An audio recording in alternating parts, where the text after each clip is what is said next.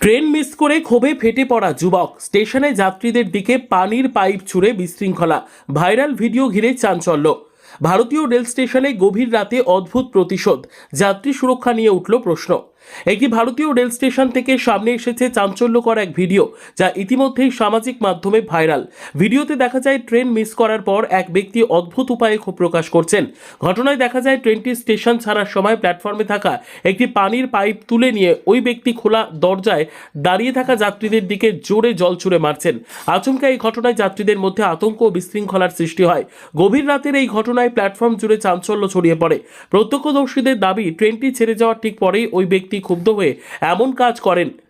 যদিও train miss করা বা বিলম্বজনিত হতাশা অনেক যাত্রীর মধ্যেই দেখা যায়, কিন্তু এভাবে যাত্রীদের বিপদের মুখে ফেলা এবং রেলের সম্পত্তির অপব্যবহারকে কেউই সমর্থন করছেন না। সামাজিক মাধ্যমে বহু মানুষ এই ঘটনাকে দায়িত্বজ্ঞানহীন বলে কড়া সমালোচনা করেছেন।